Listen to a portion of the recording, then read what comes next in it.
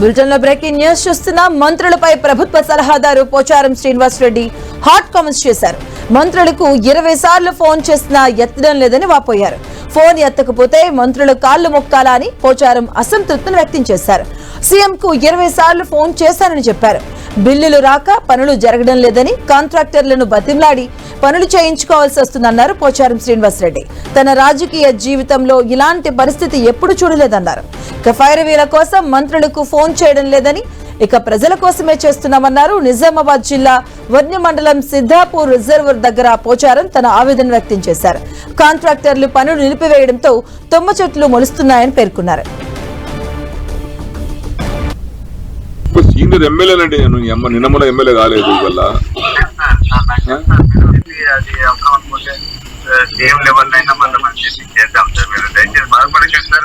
CM గారికి 20 సార్లు చెప్పిన. సీఎం గారికి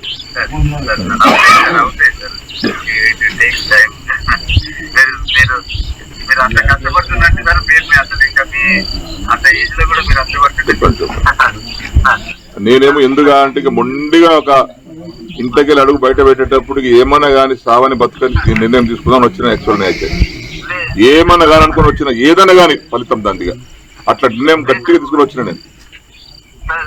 ఎన్నిసార్లు చేయాలండి చేసిన ఫోటోలు లేపి మేము కొత్తసారి చూస్తున్నాను. నేను మంత్రి చేసిన 20 ఏళ్ళు ఈ ఇట్లా ఫోన్ చేస్తే లేపుతుంటే రాత్రి 2 గంటలు చెప్తుంటే ఫోన్ నేను.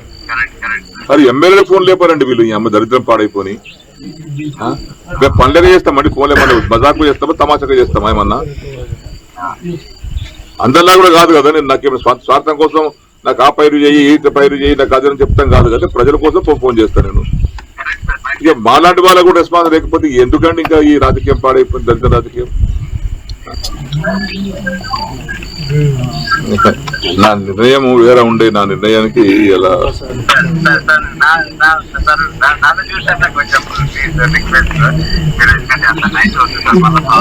ఏమైతే నైట్ అయితే ఏముందండి, జంగల్లో ఉన్నాం, జంగల వండుకుంటాము. కూడా చంపుతా వస్తాం బతుకుతాం. ఏముంది అంతకన్నా మించి ఒకనాడు వచ్చినా కూడా వస్తాము. ఒకనాడు పోయేది ఒకటే పోతాం. ఏమున్నది ఎప్పుడో పోయేది. ఇంత ఇట్లాంటి ప్రభుత్వంలో ఇట్లాంటి పరిస్థితుల్లో మా ఫోన్ లేకపోతే ఎవరు చెప్పుకోవాలి? శ్రీ గారు మేము ఎవరితో మాట్లాడాలి? మేము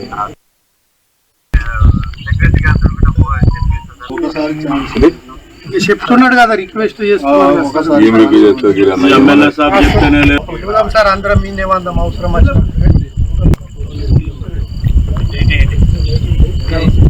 వాళ్ళ మొక్కన పోయిన సంగతి ఈ అమ్మాయి వయసులు పోయి వాళ్ళ మొక్కన పోయిన సంగతి ఈ అమ్మాయి వయసులు పోయి విసుగొచ్చి ఆఖరి విరక్తితో మా నిర్ణయం తీసుకునేది. నేను ఇంటికెళ్ళి బయలుదేరేటప్పుడు చెప్పలేక ఎవరికి నేను ఇక్కడ ఉంటానే చదువుకుని వచ్చిన 5 ఏళ్ళ పని లేకపోతే తుమ్ముచేతి ముడుస్తాయి. తర్వాత ఎవరు దాన్ని పట్టించుకోడు, ఎవడు కాదు. అది చెరుకట్టమే మరుస్తుంది, లిఫ్ట్ ఇరిగేషన్ కాడ తుమ్ముచేతి ముడుస్తాయి, కట్టే దవాఖానాలు ముడుస్తాయి, ఊళ్ళో ముడుస్తాయి. ఇవన్నీ ఇప్పుడు కోనాపూర్ ఆ బంద టికెట్ అయిపోయాయి. 12 కోట్లు శాంక్షన్ అయింది. బాబు చేసి 4 కోట్లు బిల్లు రావాలి. అడిగి బేజారు అయిపోయి వాడు మనం కూడా వెళ్ళిపోయాడు. ఇట్లా ఉంటుందండి.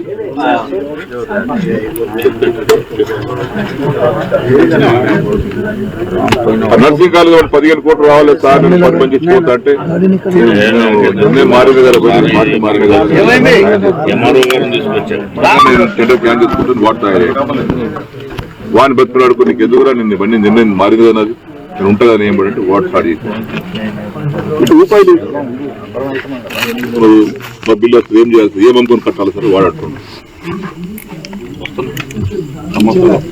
తీసుకునే నిర్ణయం రాగంటలేదు సార్, కానీ ఒకసారి చూద్దామని.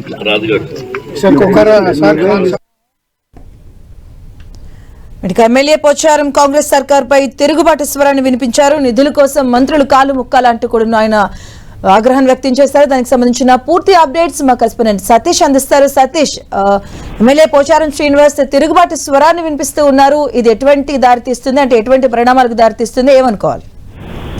మాధవి, ప్రస్తుతం అయితే పోచారం శ్రీనివాసరెడ్డి చేసిన వ్యాఖ్యలంతా కూడా కొంత పొలిటికల్ గా దుమారాన్ని రేపుతున్నాయని చెప్పుకోవచ్చు. కాంగ్రెస్ ప్రభుత్వం పైన అసహనం వ్యక్తం చేస్తూ తీవ్ర స్థాయిలో విమర్శలకు దిగారంటే తాను కాంగ్రెస్ పార్టీలో చేరి ప్రయోజనం లేకుండా పోయిందనేది ఆయన మాటల్లోనే స్పష్టమవుతుంది. గతంలో బీఆర్ఎస్ హయాంలో మంత్రిగా పనిచేశాడు.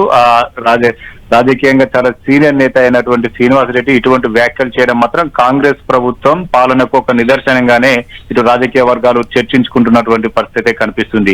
తన నియోజకవర్గ పరిధిలో ఉన్నటువంటి సిద్ధాపూర్ రిజర్వేయర్కు పనులకు నిధులు మంజూరు చేయడం లేదంటూ సొంత ప్రభుత్వం పైనే పోచారం శ్రీనివాసరెడ్డి నిరసన గళాన్ని వినిపించడం జరిగింది. ఎన్నిసార్లు ఇటు మంత్రులకు కావచ్చు, సీఎం కావచ్చు ఫోన్ చేసినా సరైన స్పందన లేదు, నిధుల కేటాయింపు జరగడం లేదని చెప్పి తీవ్ర స్థాయిలో అసహనం వ్యక్తం చేశారు. బీఆర్ఎస్ హయాంలో ఇంట్లో ఉంటేనే జీవోలు వచ్చాయి, ఆ పనులన్నీ కూడా చకచక జరిగిపోయాయి, నిధుల కేటాయింపు జరిగింది అని చెప్పి ఆ అంశాలన్నీ కూడా ప్రస్తావిస్తూనే ఇటు కాంగ్రెస్ ప్రభుత్వంలో ఎటువంటి పరిస్థితి ఉందో, ప్రస్తుతం నిధుల కేటాయింపు విషయంలో ఎటువంటి అలసత్వం జరుగుతుందనే అంశాన్ని కూడా పోచారం శ్రీనివాసరెడ్డి తన మాటల్లో వ్యక్తం చేయడం జరిగింది. ఇది ఒక రకంగా కాంగ్రెస్ ప్రభుత్వానికి అనుకూలంగా కొనసాగుతున్నప్పటికీ తన నియోజకవర్గ పరిధిలో ఎటువంటి అభివృద్ధి జరగడం లేదు, నిధుల కేటాయింపు జరగడం లేదు, మంత్రుల నుంచి సరైన స్పందన లేదనేది పోచారం శ్రీనివాసరెడ్డి మాటల్లో వ్యక్తమవుతుంది. మొత్తానికైతే పోచారం శ్రీనివాసరెడ్డి చేసినటువంటి వ్యాఖ్యలంతా కూడా కాంగ్రెస్ ప్రభుత్వ పాలనకు, అదేవిధంగా నిధుల కేటాయింపుకు, అభివృద్ధికి ఎటువంటి ముందుకు సాగడం లేదనేది మాత్రం ఆయన మాటల్లోనే అర్థమవుతున్న నేపథ్యంలో ఇటు రాజకీయ పరంగా కూడా శ్రీనివాసరెడ్డి చేసినటువంటి వ్యాఖ్యలు మాత్రం పొలిటికల్ హీట్ పెంచుతున్నాయని చెప్పుకోవచ్చు. ఇటు కాంగ్రెస్ ప్రభుత్వం అధికారంలోకి వచ్చిన తర్వాత ఇప్పటికీ ఆశించిన స్థాయిలో పెద్దగా అభివృద్ధి జరగలేదని మాత్రం ఆయన మాటల్లో వ్యక్తమవుతున్న నేపథ్యంలో ఇటు బీఆర్ఎస్